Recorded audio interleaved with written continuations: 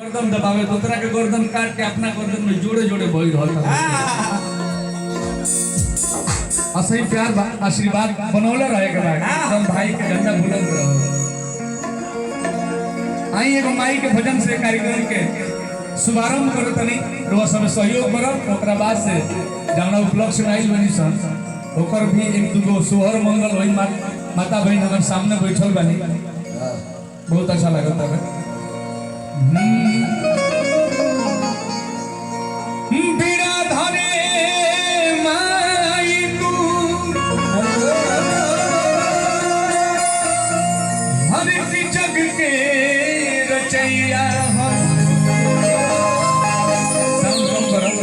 Sound कम करो कि सगरो गवैयन के नाव के हर खेवैया कि तोहरे सहार चले पूरा दुनिया जहान हो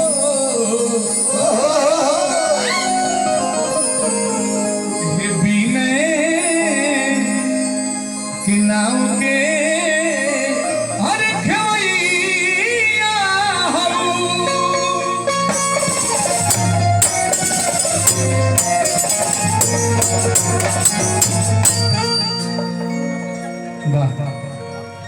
देखी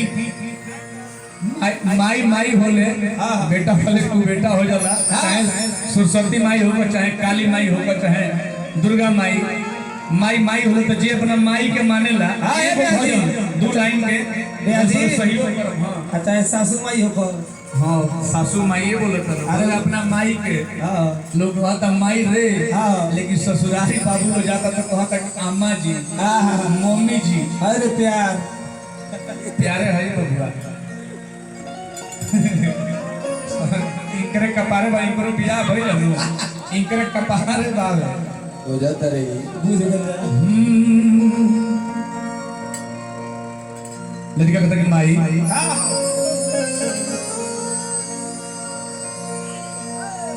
हम जानता नहीं कि बेटा जब तरह के याद करेला तो धावल देखी माई में या बाबूजी में का अंतर होला का अगर माई स्वर्ग हिय नु तो स्वर्ग के दरवाजा बाबूजी हुए जेकरा जीवन में माई बाप के प्यार नहीं थे ओकर जीवन अधूरा बा ए बाबू। आज वैभव प्रताप राघव बबुआ के पिताजी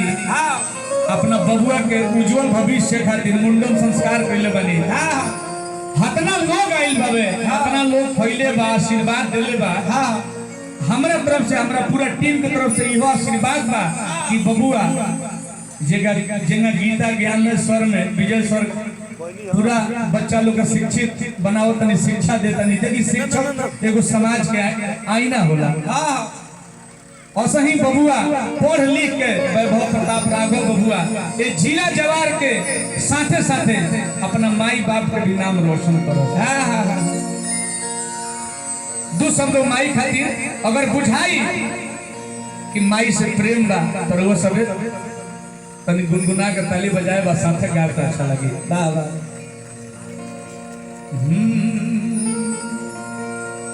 कि बिना के तार हर की बिना के तार सर दे मैया तू खुल का जई तू माई हर की बिना के तार सर दे मैया तू खुल का जई तू कि बनियो सर दे मैया भैया पहले एक बार जोरदार जयकारा लगे चाहिए। ये बात ठंडा लगता हाथ उठा के जयकारा लगे चाहिए तनी तनी देखी जय बोलला से पाप के क्षय होला जे ताली बजावे ना भजन कीर्तन में चाहे जागरण होला चाहे कोनो माई के भजन होत होते ओइसे जितना हाथ रे खराब रेखा रहला चाची सब ठीक हो जाला। ए घरी त लइके हाथ के रेखा मिटाई तरह से हाथ के रेखा खराब हो जाला जौन खराब भइल वो निमन हो जाला। तो देखी एक खाली रउआ सब जय बोलो तो 100 गो जय लिख के भगवान के यहाँ अंकित हो जाए। तो रउआ लोग अगर चाहता नहीं कि हेजा जय बोली तो होइजा लिखाओ ना तो 84 लाख योनि में बंदर बन के नाचे के पड़ी वो न जगह मिली। अरे कि बिना कितार सर दे मैया तू खन का जई तू कि बिना कितार सर दे मैया तू खन का जई तू कि बनियो सर दे मैया कमिया जई तू मैया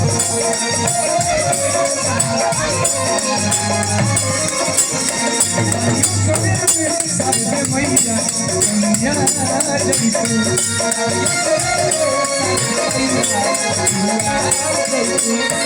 बिना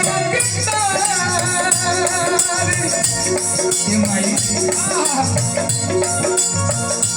बिना कितार सर दे मैया भलका गई तू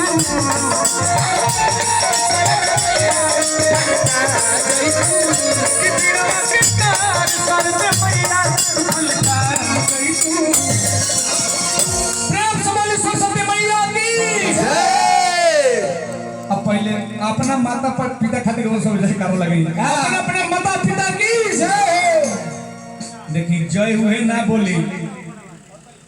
उहे जय ना बोली जो ससुरारी में जाके 6 महीना रहत है या अपना माई के बहुत होई हां ससुरारी में अपना सास के अम्मा जी को हां उहे तो चलत है बेरा बड़े बबुना जी। अरे कि बिना के तार हां सर से मैया तू खुल का गई तू बनियो सर से मैया कमिया गई तू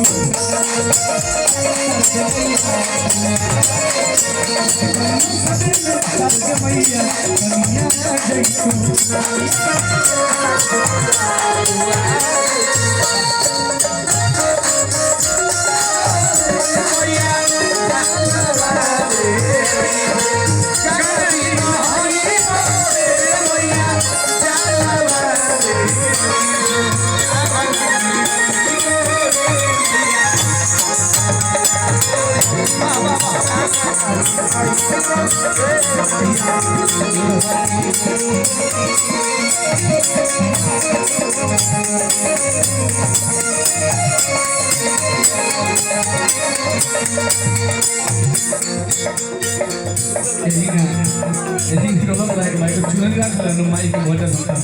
अरे एक बात करना चाहिए कि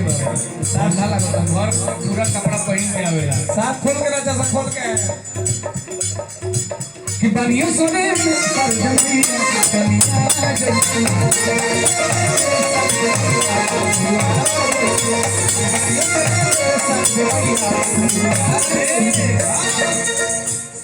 जब ना उपलब्ध स्माइल में से एक लाइन कहे के बाद